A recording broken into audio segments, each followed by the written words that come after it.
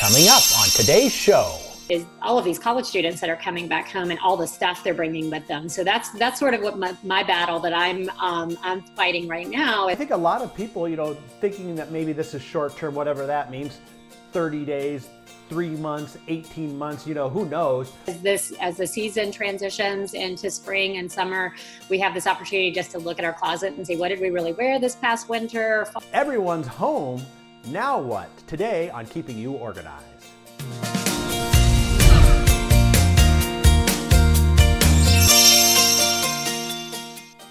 Hello, welcome to Keeping You Organized. Everybody's home, literally. I'm here in my home studio, not as nice as our regular studio. You're probably at your home office, unless you're one of the emergency responders or those people that are critical out in the world. But boy, we have a whole new world in front of us now. So we're going to talk about how to deal with this with Perry Kirsch, neat-freak.com. Perry, welcome to Keeping You Organized. Hey there, John. How you doing?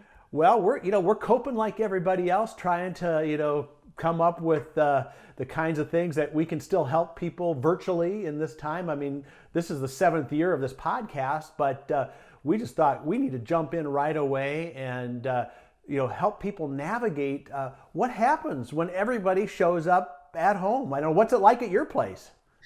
It's kind of crazy. I think what made me I was thinking about our last podcast we did about empty nesting, and about the time that aired, my daughter moved back in with us.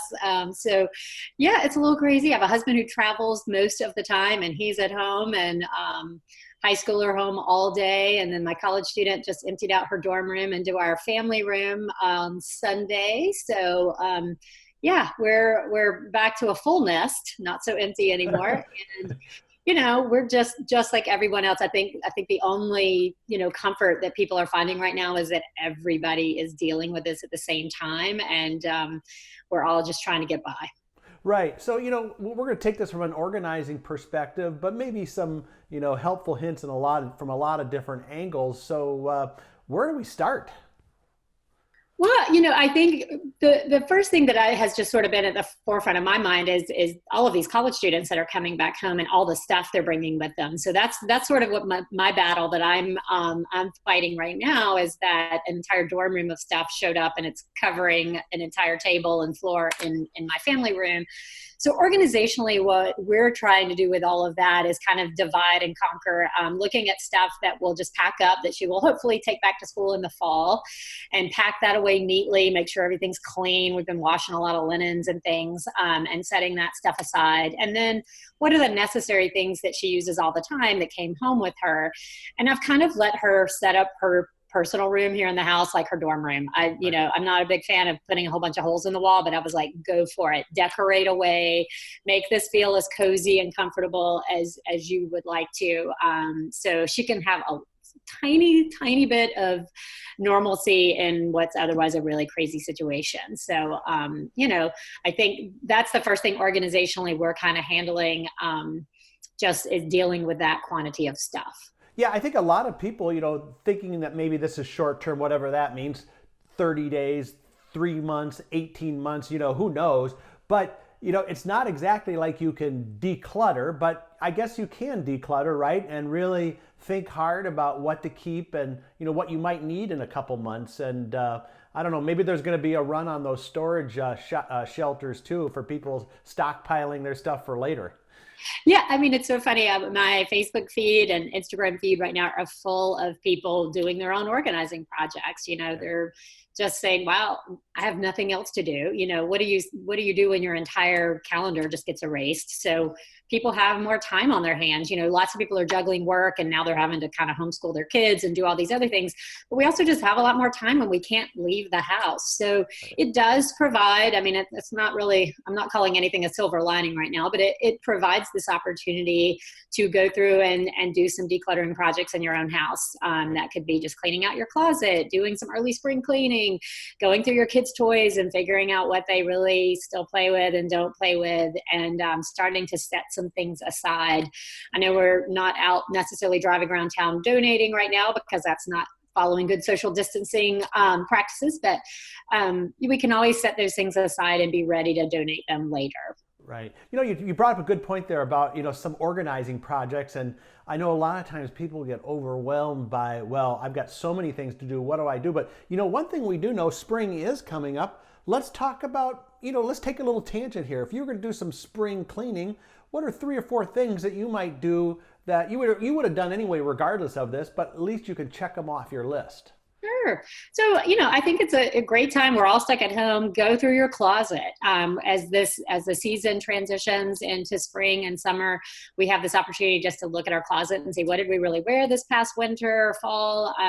What clothes don't really suit us anymore, don't make us feel like a rock star? This is a good time to let those things go. So that's always one of the first big spring cleaning projects that I like to tackle. Also we're all kind of stockpiling food right now. So it's also a good opportunity to go through your pantry and maybe just do some reorganization, putting like with like, looking at, how you're using containers and things like that. Maybe if there's food in there that is for sure expired and you can get rid of, it's a good time to toss some of that stuff out as well.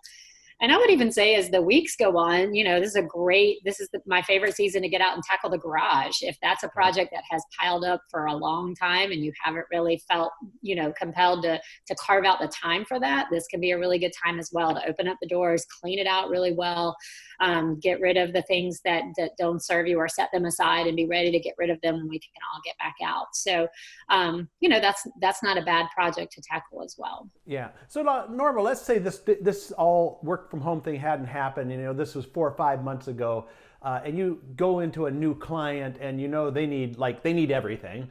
So what are some of the first steps with someone who needs everything done? Because I know again you have to kind of compartmentalize a little bit.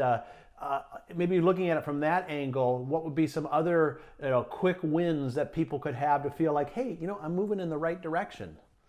Yeah, I mean, I always say start with something really small. Start with something like a junk drawer and just, pull everything out, give it a good wipe down, do some sorting and some categorizing to figure out kind of what you have, putting like with like, discarding of the things you do not need that don't belong in there, belong elsewhere, or just that are trash. And then putting it all back together in a way that really makes sense for you. And sometimes that's just a really good place to start because it can feel good. We all have a junk drawer somewhere in our house. Some of us have multiple junk drawers. So that might be a good small project to start with before you kind of work your way into some of these bigger ones.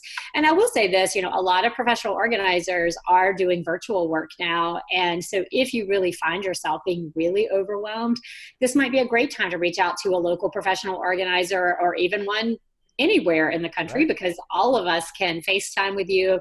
I worked with a client last Thursday and we did a 2-hour FaceTime session and we made it through her entire closet of clothes, helping her make decisions, giving her some specific framework to work within so she didn't get completely overwhelmed by the project. She pulled it out in little sections and then we talked about, what were where was her threshold for what she was going to keep and what she was going to get rid of. And then we talked about the next action she would need to take. And we did that for 2 hours and she felt great and accomplished something. So even for those people who have bigger projects and they really don't know where to start, there are resources available and a lot of professional organizers are working virtually right now.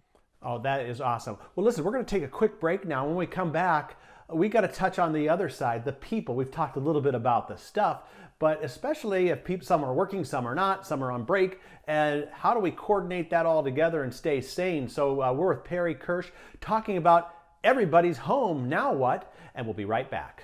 The Organized Home Office from myorganized.life. When you work from home, your workspace doesn't have to be bland and boring. Brighten up your home office with organizing solutions from myorganized.life. It's just for you. myorganized.life. myorganized.life. We're back now on Keeping You Organized, talking about everybody being at home. And now what do we do? And this is an issue a lot of people are facing right now. And we have Perry Kirsch from neat-freak.com. And Perry, before the break, we talked about a lot of those things that you can get organized and, do here and there. But, let's think about a lot of people coming home have jobs. Yeah. And they have family, and they, some people are on spring break and are going to go to online school. Some people work from home already. are we gonna have to do stuff like internet rationing? You get it from noon to 3. I get. I mean, how do you organize just people and schedules and roles in life? I guess. Yeah, well, talk to me in about a week when everybody needs to be online at the same time at my house. It may be, Lord of the Flies around here, but we, I do think coming up with some kind of schedule and structure is going to be really important. And I've seen a ton of these floating around online, parents, especially with younger children who are trying to keep to some kind of schedule. And I think that can be really helpful. But I also think in this time that we have to have a lot of forgiveness for ourselves and manage our expectations for ourselves. Many of us are trying to hold down a job, and then all of a sudden we're expected to, be pioneer people in the way that we're cooking with what we have available. We're trying to be educators and teach our children. Many of us are things we used to outsource, like having to clean our house. We're now doing that ourselves. I mean, there's so many tasks that all of a sudden we're trying to take on. And I think it's going to just be really important for the long haul that we give ourselves a little grace in this period and not have these super high expectations that we're going to be super people doing everything really well. Right. So I think, having a schedule is important, but I think also managing your expectations around that is important as well. Do you think you should have something like maybe a family meeting and put together like a master schedule out in some common area so everyone kind of understands what everyone else is doing? I mean, I think that that's important, especially if you're in a place where you might be concerned about your internet access.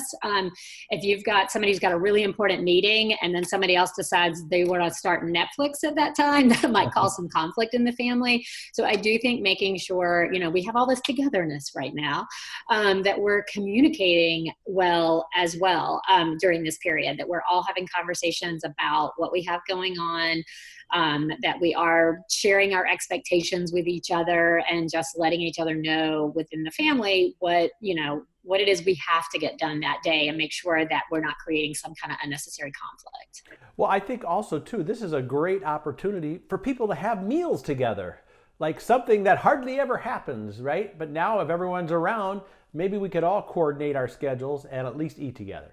I put together this list today. I've been doing these little public service announcements every day on social media, and I put a list together today about be careful what you wish for.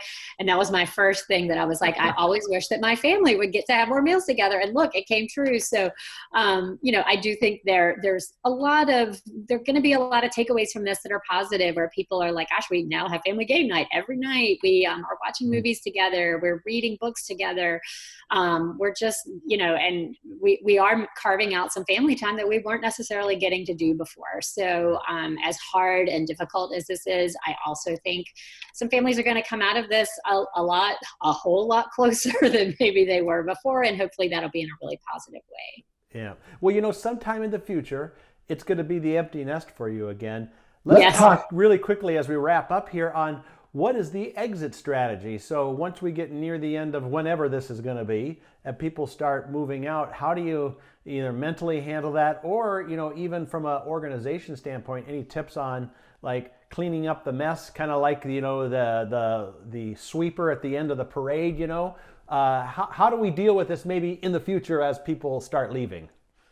Yeah, I mean, I think it's helpful to be planning ahead. I think we all want to think that there's going to be an end to this. And I think that can be really helpful. And, even for my family, we've had to cancel one vacation already that we had planned for spring break. And I imagine we may be canceling a vacation that we had planned for early summer. And so I think to spend some time as a family thinking about what that future is going to look like, and kind of how that's going to, what are the things that you're going to want to make up for that didn't get to happen, and putting together some plans for, when your kids do go back to school, what's that going to look like and what are they going to be taking with them. I know for me, in packing up all of my daughter's college stuff that came home, I want to pack it up in a really organized way so that when she goes back to school, hopefully that probably won't be this semester, I'm thinking, but probably in the fall, that it's already ready to go. And so that'll save us some time and effort down the road, where we'll just have it packed up in bins. It'll be labeled. We'll know what's what, and we'll be able to take that with us. Awesome. Well, Perry, this has been great. Before we go, why don't you let people know how they can get a hold of you? And are you providing any kind of virtual? Sounds like you are providing virtual services. What could you offer people who are looking for some help?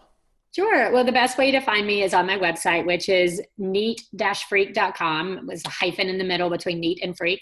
And I'm definitely offering virtual services. Again, as I mentioned, I can work via FaceTime. I can work via Zoom with clients.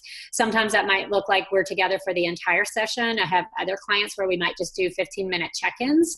What we'll do is we'll talk about the specific project that they're going to tackle. We'll break that down into manageable steps. We'll have specific items where we check in along the way and we talk about, are they meeting their goals? We'll use a timer together. And it can just be a really helpful way for people to get that outside feedback, to have that accountability with an accountability partner while they're working, to have some best practices in mind, and just to make that a nice way to feel like they're accomplishing something in this abundance of time we all now have together at home.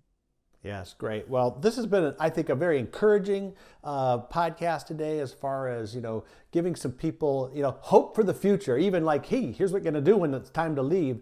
Thanks again, Perry. I'm sure we'll have you back again. Okay, John, thanks so much. Stay safe, stay well. Okay, well, there you go, folks.